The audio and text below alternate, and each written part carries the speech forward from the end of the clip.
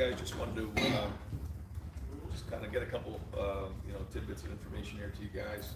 First off, our captains, we're excited. We have 6 captains. They were selected by their teammates, which is one of the biggest honors that you can have as a football player, is to be selected captain. Obviously at Ohio State means even more because of the great ones that have come before. But Thayer Munford, Cam Babb, and Chris Olave on offense, and then Haskell Garrett, Zach Harrison, and Terraza Mitchell on defense. And good mixture of guys, and so we're going to count on those guys to be leaders for us.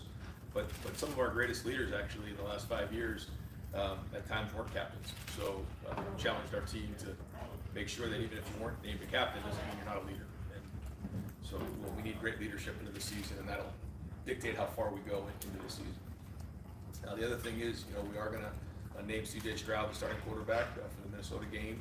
So he will, work hard over the weekend, and then into next week start to prepare for Minnesota. I thought he, over the body work between the spring and then also through preseason, separated himself with his decision making, his leadership skills, his accuracy, and so now we got to go prepare to go play a game. But proud of him, happy for him. The other guys in the room understand that this is a long season, and that room has to be strong. We know at Ohio State that it takes everybody in that room, so that room needs to continue to work. It's a long way to January, and that's been the message, and the focus has to be to continue to be about development, but also to encourage the other guys in that room. And so I think they understand that. They've been communicated to that way, and think that whole room has had a good camp. They have gotten better, so still a lot to improve on, a long way to get to January. We're going to go ahead and open it up for a few questions. Our front row, second row, middle. Dave? Ryan, how did CJ react? Is he kind of a stoic guy, or did he kind of celebrate when you gave him the good news?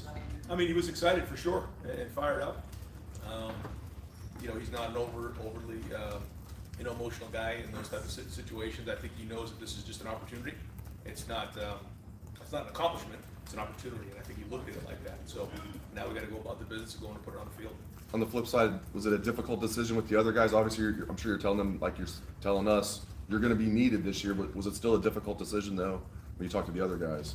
I mean, I think it was the right decision for sure, and they've all been communicated on what they've done well because they've all improved, but there's certain areas that they need to continue to improve on, and it's all about development. And everybody's journey, especially in the quarterback world, is different.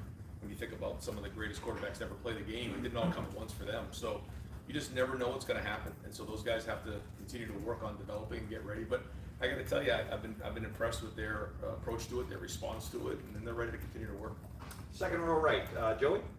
Ryan, do you have if CJ were to go down or be hurt in that case, do you have a guy you would turn to next? What's the kind of the rest of the pecking order in that? Yeah, we're going to just keep working through this week to see how the guys do, and that's a big part for Kyle, for Jack, for Quinn, for all the guys in that room to continue to work, and then we'll kind of, as we get into the game week, we'll kind of figure out what that is, on a week-to-week basis. So again, there's a lot of development still in that for those guys, and they'll continue to work at it.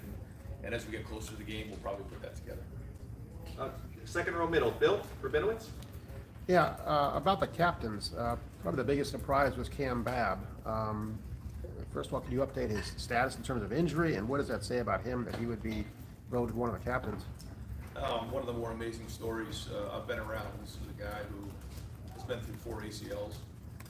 He's currently unavailable, but he came up and spoke to the team last week about what resilience means, and that was a word that we spent about 3 days on here during camp. Resilience, something that's a mark of a lot of successful people, is the ability to be resilient and bounce back from adversity and failure or emotional pain. And he is like the epitome of that. He got up in front of the team and talked about how he did do that, how he stayed positive. He's been an unbelievable leader. He set a standard. The hard part for Cam is he really just hasn't spent much time on the field. But his impact has been left already on this program. And I know he wants to leave a legacy, and this is an unbelievable way for him to do that. He could have walked away 2 or 3 different times, and he hasn't. He's stuck with us. And so I'm just really happy for him and proud of him of what he's done already in this program. And in terms of CJ, I know the expectations you have for the quarterback here. You talked about Heisman Trophy candidate, all the other stuff. How close do you think he is to getting there? How good do you feel about him going into the season right now? And I'm excited about what I've seen in camp. There's been a lot of flashes of really good quarterback play. Now, again, we haven't been live. We haven't been tackled. I shared with him that, he's going to have to be tough this season.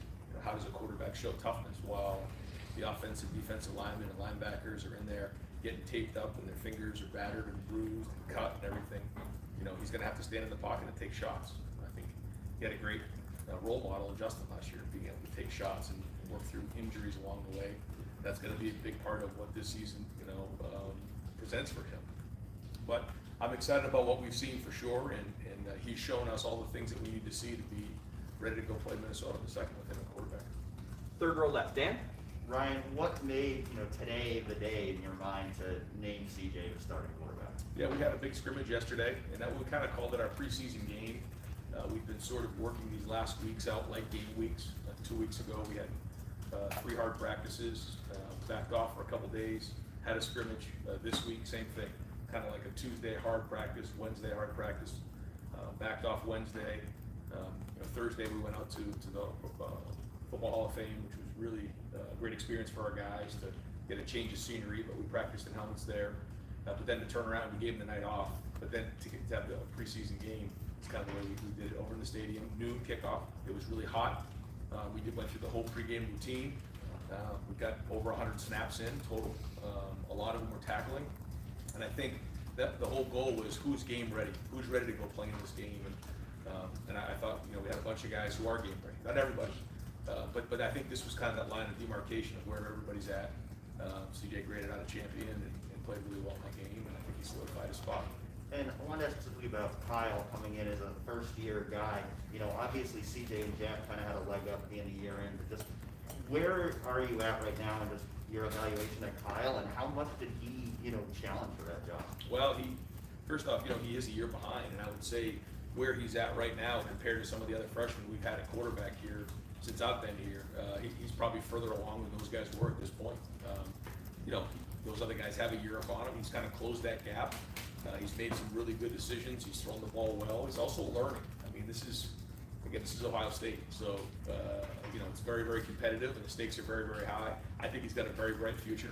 And I think if he just continues to get better every day in practice and learn from his mistakes and be resilient, then not too far into the season, he's going to be more game ready than he is right now, and that's the goal. Right next to him, Bill? Ryan, Garrett Wilson was on BTN the other day talking about kind of CJ's touch and how he kind of just drops that deep ball on guys, and then talking to people who worked with CJ before he got here, talk a lot about his anticipation as a thrower. Just wondering kind of what's impressed you and how he's throwing the ball. I guess I'm just bringing it in this game. That's a trait of a quarterback that we look at is anticipation, because that's important. Strong arm guys who just have to wait for people to get open typically don't last that long. But he's a guy who has a strong arm and he has accuracy, but he does have anticipation and touch as well, which those things are really good traits to have. I think he's kind of surprised everybody with his athleticism. I think that he moves well in and out of the pocket. He can pull the ball and run. He can extend plays. I think his preparation's been excellent. I think he has a reason for what he does. When the ball goes somewhere and maybe it shouldn't, he's got a reason why. And those are all good things. When you come back after the play and you don't have a good reason why you went there, that's not good. If you have a good reason why and you have a good thought process, we can build on that, and he does. And so I've been proud of the way he's gone to work, and really hasn't said a whole bunch about this whole competition, just kept his eyes on getting better every day, and because of that, he's our starter. Over to the right, Austin? Ryan, when that competition part ends, what does it mean for the way you communicate or talk to CJ, the amount of reps he might get, the focus? What changes now? Not a whole lot with the way we're operating on a day-to-day basis. When we go to start game planning, that'll be a little bit different, in terms of installing things. But in terms of the reps, he'll start, and it really kind of started a little bit towards the middle of this week. He started getting the majority of the 1 reps because he needs to get that timing down with Chris and Garrett and Jackson and Rock and everybody with the first group. He maybe won't get all of them, but he'll get the majority of them, and then the other guys will also get reps in the twos. I'm sure for him there's relief. Is there for the coaching staff that part is over? There's got to be a lot of pressure that goes into this decision. I think the anxiety is, do you have a guy that you feel great about going into the game? And we do. So I think that part is exciting and a relief. But now we gotta go play, so it doesn't really mean anything until we get on the field. The only thing it means is he's taking that first snap in the first play and go on a road. But there'll be a lot to process for him in that game. And so good news is we got a really good group of guys around him. We'll put a good plan together. Gonna have a good defense to support him, good special teams. So because of that, he can feel secure knowing that he's got a good team behind him. He doesn't have to play extraordinary. He just has to make the routine plays routinely. And if he does that, then he's gonna be doing his part. Second row right, Tony? Ryan, obviously you know all you need to know about and with the quarterbacks, but how much feedback do you seek out and how much do you get from the players throughout camp about the quarterbacks?